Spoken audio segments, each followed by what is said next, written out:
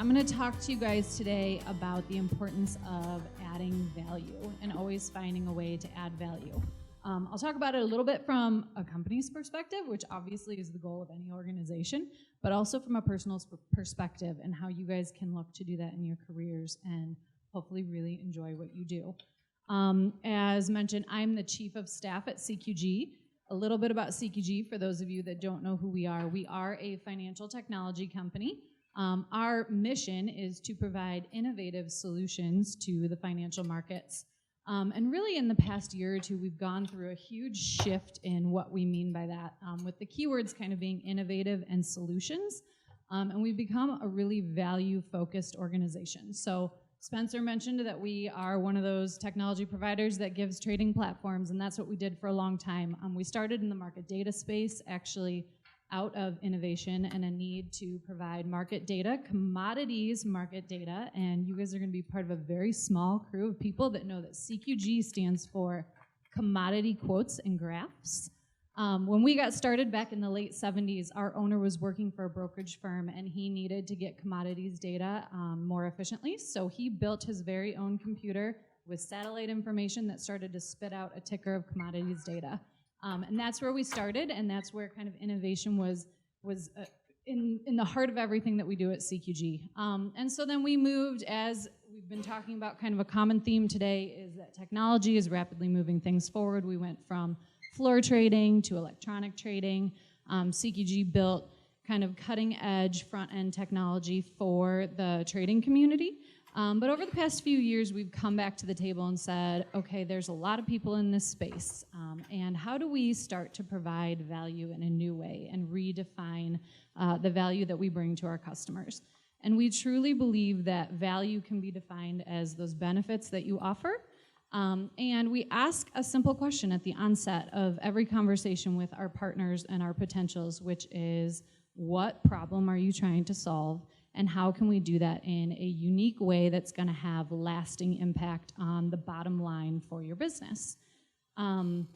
What I get to do every day is think a little bit about that strategically, think about who those partners should be, what kind of tools we need to build for them once they've answered those questions. Sometimes when you're asking those questions, what is the problem you're trying to solve? The person you're talking to doesn't know the answer to that question. They may not even know that they have a problem.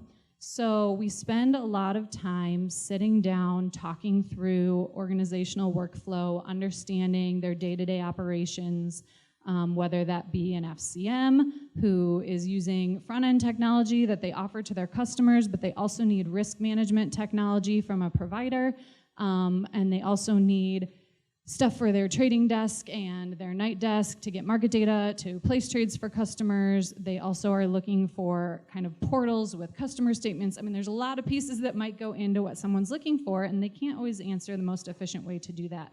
Another example is in the commercial space. The people that are actually delivering these physical commodities and using the markets for risk management, which hopefully some of you who are interning this summer have spent some time with a risk department. It's a really cool opportunity. And you know, they're coming in and they're saying, hey, I'm a farmer and I'm actually pulling corn out of the ground and I need to manage my risk of price volatility and I need an efficient way to do that. And so CQG will sit down and hear those concerns and come up with new ways of solving that problem. So most recently we built a robust hedge management system that actually touches all of the key players, from the producer, the farmer, all the way to the elevators and the co-ops, to the brokerage operations, to the clearing firms, to the exchanges. And that's just the kind of stuff that we get to do every day. And I am very, very passionate about what I do. I think it's really fun, but I think the reason that I got there and the reason it's really fun is because it always comes back to this idea of value, which I learned early on working at my first job after interning, just like every one of you, and participating in some of John's early on intern opportunities for Rosenthal Collins Group, which is a Chicago-based FCM. Are there any Rosenthal interns here today? They usually have a group. Oh, I see one back there. Awesome. They're actually a division of Merrick Spectron now, and you're going to hear from their CEO in the next session. He's fantastic. But so I started as an intern in the industry, and then I was hired by Rosenthal for a full-time position for about 7 years before moving on to CQG. And one of the common themes at both RCG and CQG was this idea of value. We know that technology is moving things forward at a rapid pace, but there's ways to do it really efficiently and to still provide value to our customers through some personal relationships, through getting to know their needs and what really makes their business move forward and impact their bottom line. And I would argue that each one of you can do that at a personal level too. And as we just learned kind of in the interview process, you're going to be marketing yourselves and positioning yourselves as someone that's going to add value to your organization once they hire you. And we really get to a point where you've got kind of this value proposition. So what is the benefit that you're going to provide? There's probably a job description that's filled out that, you know, here's these 10 boxes that I check and I can do all of those things. Here's the salary that I'm looking for. And some people would say there's a calculation for value proposition, which is really that benefit minus the cost equals the value. So once they've hired you, they're paying you, you're supposed to do certain things, and there's value that you're going to add on top of that. And I would argue that you need to look for what that is on a daily basis. And it goes back to that idea of using those extra minutes wisely and asking questions. So I have a couple points up here, which was keep a positive attitude and avoid that it's not my job mentality. So if you find yourself in a position where you are so disgruntled that all you want to do is come in at 8 o'clock, do your 10 things, and go home, and nothing else is your job, and you don't want to explore new opportunities, you're probably not in the right job. You need to find something else that you want to do because there's a lot that can be done. And through exploring other opportunities and taking on kind of outlier projects, you'll learn a lot about yourself and figure out the things that you like to do. You'll also increase your network. You'll increase your exposure to key stakeholders in your organization. You'll build relationships with people outside of your department.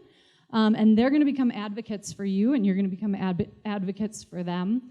And you guys will probably work together at some capacity later down the road in your next position or even at your next career. And so by taking on special projects kind of outside your 8 to 5 or 8 to 4 job description, you'll learn a lot about things that you like to do.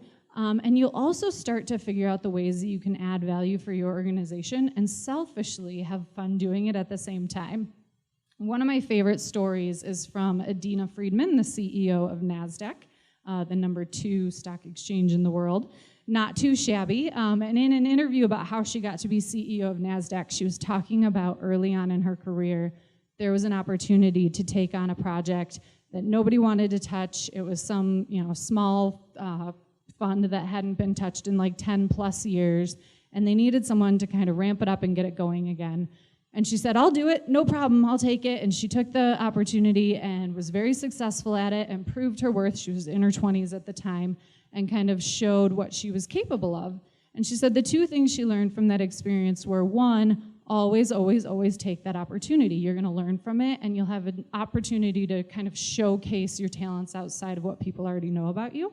And 2, she got to build a new network of peers that she was working with outside of her department. And those relationships lasted well beyond that opportunity. And I just think that's true. I've heard that from time and time again from CEOs and people that have been really successful at what they do. It's how I've built a lot of my career, was looking for things outside of. At one point I was in technology marketing, at one point I was in project management, product management, and now I'm a chief of staff who gets to look for ways that we add value every day, which is really, really cool. And then the other thing that I wanted to leave with you guys that I think is very important is this, which was already said: do what you say you will, and don't be afraid to make mistakes. Good ideas are a dime a dozen. I could probably come up with 50 of them right now. But execution of those ideas is what's really, really critical. So if you say you're going to do something or you volunteer to take on an opportunity, see it through, get the work done. It's going to take a lot of hard work. It's probably going to take building relationships with others. You're going to hear from the naysayers. They're going to tell you it's not worth it. They're going to tell you not to do it.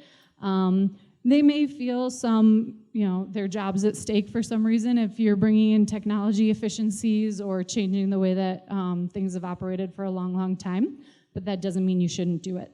You're going to hear no from time to time, and that's okay. And the answer might be no, but that doesn't mean you shouldn't speak up the next time you have a really bright idea.